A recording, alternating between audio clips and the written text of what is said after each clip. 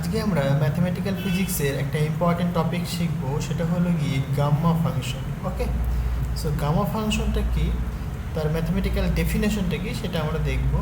তো gamma ফাংশনটাকে define করা হয় এইভাবে কি, গামা এন, এই যে এটা লিখেছি এই সাইনটাকে বলা হয় capital gamma. So capital gamma n that is equal to integration 0 to infinity e to the power of minus x to the power of n minus 1 dx। Okay, so এখানটায় এই যে এনটা লিখেছি, এনটা কি বেসিক্যালি, এনটা বেসিক্যালি গ্রেটার দ্যান 0, তার মানে আমরা এটাকে বলতে পারি এটা কি বেসিক্যালি একটা পজিটিভ ইন্টিজার। মানে এন বেসিক্যালি কি, এন বেসিক্যালি একটা পজিটিভ ইন্টিজার। ওকে, পজিটিভ, তাহলে এন হলো গিয়ে পজিটিভ ইন্টিজার, রাইট। তো এই যে এখানে যেটা লিখেছি এই সিম্বলটাকে আমরা মানে যেভাবে পড়বো, পড়ার স্টাইলটা কী হবে, কি পড়বো এভাবে গামা অফ এন। এটাকে কীভাবে পড়বো আমরা, gamma of M, gamma of N. Okay, এটা পড়ার যে স্টাইলটা হবে সেটা হচ্ছে কি গামা অফ এন। তাহলে এটা হচ্ছে কি আমাদের গামা ফাংশনের ডেফিনেশন।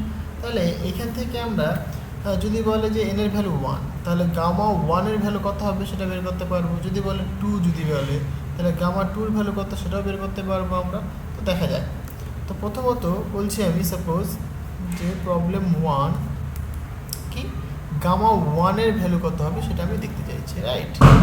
গামা 1 এর ভ্যালু তো আমরা সবাই জানি কি, এখন যেটা দেখলাম যে গামা ফাংশনের যে ডেফিনেশন সেখানে কি বলছে যে gamma n that is equal to 0 to infinity e to the power of minus x to the power of n minus 1 into dx, right. এখানে বলছে n এর মান যদি 1 হয়, তার মানে ইফ n যদি 1 বলি আমরা, ইফ n equal to 1, তাহলে আমরা কি বলতে পারবো যে gamma 1 equal to 0 to infinity e to the power of minus x to the power of 1 minus 1 into dx, right. তাহলে এটাকে যদি সিম্পলিফাই করি আমরা, 0 to infinity e to the power of minus x to the power 0 মানে 1 থাকছে, তাহলে into dx। তাহলে integration শুধুমাত্র কি e to the power of minus x এর উপর হবে। তাহলে এই ইন্টিগ্রেশনটা আমরা সবাই জানি। তাহলে e to the power minus x integration করলে কি হয়, e to the power of minus x হয়।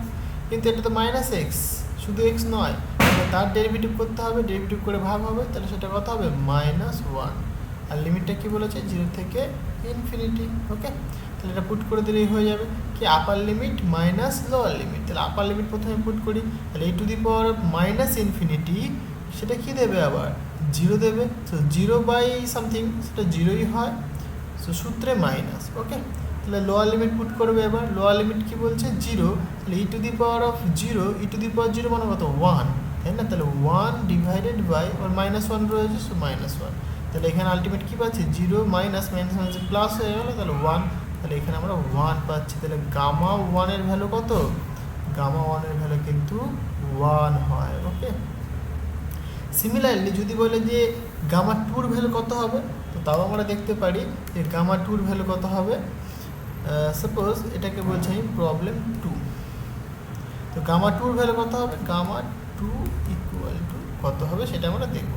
এখানেও সিমিলারলি আমরা ডেফিনেশন জানি গামা ফাংশনের। সো উই নো কি gamma n that is equal to 0 to infinity e to the power of minus x to the power n minus 1 into dx। তাহলে n এর মান যদি 2 পুট করি, ইফ আমরা n equal to 2 যদি put করি, তাহলে কি পাবো আমরা, গামা 2 পাবো, তাই না। তাহলে গামা 2 কত হবে, 0 to infinity e to the power of minus x to the power of 2 minus 1 into dx। ওকে, তাহলে 2 minus 1 মানে কত, আবার 1 হবে। সুতরাং আমরা এখানে লিখবো 0 to infinity e to the power of minus x to the power 1 minus 1, 2 minus 1 মানে 1 থাকছে into dx। ওকে, তাহলে এইটাকে আমরা কিন্তু বাই পার্টস মেথডে এই ইন্টিগ্রেশনটা করতে পারি। প্রথমে আমি বলছি এটাকে ফার্স্ট ফাংশন ধরছি, এটাকে সেকেন্ড ফাংশন ধরছি, তো এটাকে রেস্টে রেখে এর ইন্টিগ্রেশন করব। ওকে, তাহলে এক্সকে রেস্টে রাখলাম, তাহলে e to the power of minus x এর ইন্টিগ্রেশন করতে হবে, সেটা কত দেবে, e to the power of minus x divided by -1, সূত্রে মাইনাস বলছে এবার এই যে এটা যে রেস্টে রেখেছিলাম তার ডেরিভেটিভ করতে হবে, তার ডেরিভেটিভ করলে 1 হয়, এবং এইটার ইন্টিগ্রেশন করতে হবে, টোটালটা ইন্টিগ্রেশন। তাহলে ইন্টিগ্রেশন করলে কত দেবে, e⁻⁻x ডিভাইডেড বাই -1 থাকবে, আবার এখানে একটা -1, তাহলে হোল স্কোয়ার লিখতে পারি আমরা, তাই না? এবার আমরা লিমিটটা পুট করে দেবো 0 থেকে ইনফিনিটি। এই লিমিট পুট করে দিলেই হয়ে যাবে। তাহলে সুতরাং আমরা বলতে পারবো আপার লিমিট কত ইনফিনিটি, লোয়ার লিমিট কত 0। তাহলে আপার লিমিট প্রথমে পুট করি, তাহলে ইনফিনিটি ইন্টু e⁻⁻∞ মানে 0 দেবে, সুতরাং এখানে 0 পাবো আমরা। আর এখানেও আপার লিমিট পুট করা যাক, তাহলে e⁻∞ সিমিলারলি 0 দেবে, সো -0 সূত্রে মাইনাস।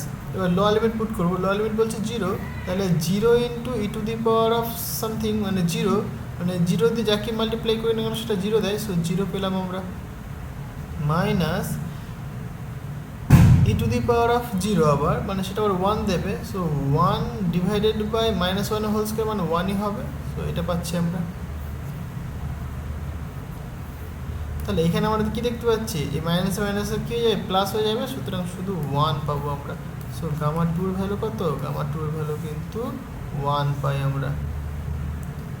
ওকে, তো এইভাবে আমরা কিন্তু গামা ফাংশনগুলো সলভ করতে পারি। তো এটা কি ইন্টিগ্রেশন করে করলাম গামা ফাংশন সলভ, তাই না? এরপরে আমরা যেটা দেখব, একটা রুল দেখব, যে রুলের সাহায্যে আমরা খুব সহজেই গামা ফাংশনের প্রবলেমগুলো সলভ করতে পারবো। সেই রুলটা আমি নেক্সট দিন প্রমাণ করব। সো আজকে এই পর্যন্তই থাক, দেখা হবে আবার নেক্সট ভিডিওতে। Thank you.